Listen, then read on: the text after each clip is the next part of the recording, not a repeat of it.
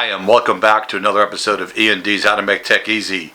First video of 2020 is going to talk about PCs, and simply put, what's inside a PC, what does it do, and why you should know about it. This is a PC, the side of a PC that has absolutely nothing going on. So let's take a deeper dive inside the computer, and I'm hand holding the camera so I can move it around as I talk about the various components. So let's take a look at the first component. The big box over here is known as the power supply. The next component is the component that sits usually at the bottom of the PC, and that's this component here that I'm going to highlight for you.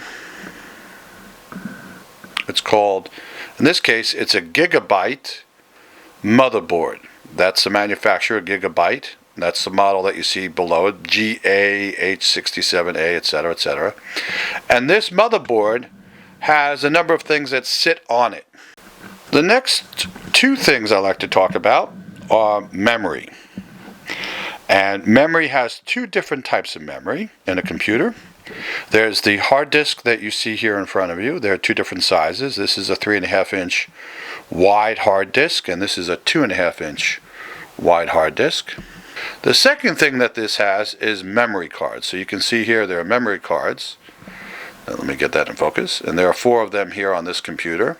CPU, well you can't see it, but the CPU, which is a central processing unit, is the brains of the computer, and that sits below a fan.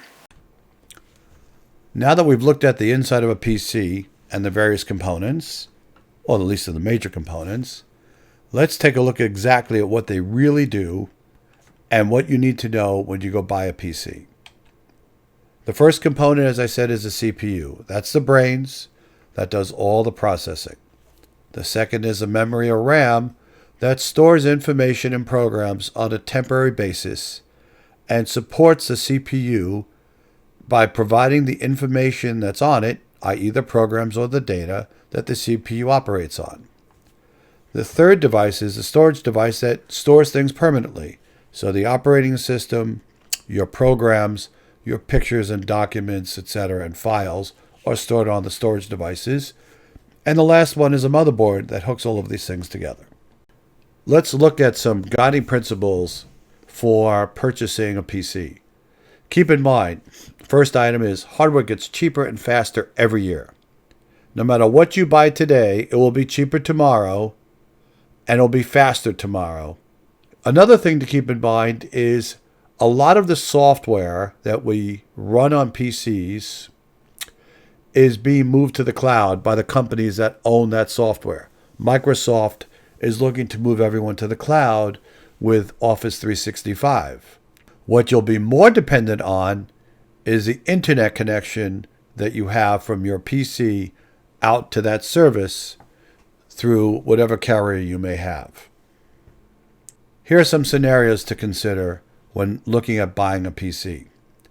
For the basic type of access, which is the web surfing, email, viewing photos, and basic Word or Excel, etc. type usage, any of the current CPUs today that are offered out there will do the job.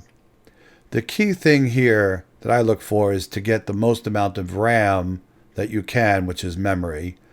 And some computers today come with 8 gigabytes. Some come with even 4. To me, that's too little, especially if you try to future-proof your PC. So if you get 16 gig, that is a lot in some cases. But again, you won't need to buy more as your computer demands grow. The disk space is another piece of information to consider. Again, most computers come with a terabyte, which is a huge amount of storage compared to years ago. And the second type of device, called the solid-state drive, is a form of permanent storage, like a disk, but it's no moving parts, and it will cost more. So keep in mind, solid-state drives are becoming the norm. Second, local photo editing. So this is an example where you have a lot of photos on a computer, and you've downloaded them from your camera, and you would now want to do something with those photos.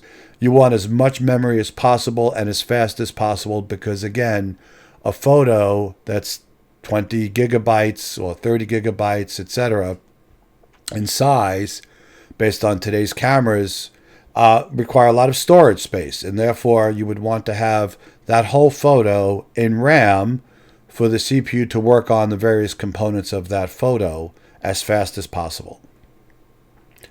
Disk space, again, just like above, as I said before in the prior example. And again, something to consider is a better monitor, which gives you higher resolutions, better color, and a graphics card to improve the quality and the performance of the video. And the last is game playing or video editing are very intensive applications, compute-intensive applications. Again, buy as much as you can afford, and at least 32 gigabytes of RAM, as well as a solid-state disk that's storing the programs, because when you do game playing, the programs are constantly being accessed, and they're huge programs, gigabytes of programs out there that are used to play a game. And again, a better monitor and a higher performance graphics card as much as you can afford. So those are my recommendations at a high level for these different types of scenarios. Hopefully you've gotten a good indication as to what to look for and the types of things that these devices do and how they work with each other or their dependencies. So hopefully you found this video helpful. Thank you very much for your time. If you like the video, please like. And if you like the content coming out of this channel, Ian D's How to Make Tech Easy, please subscribe and you'll see future videos. So thank you again for your time.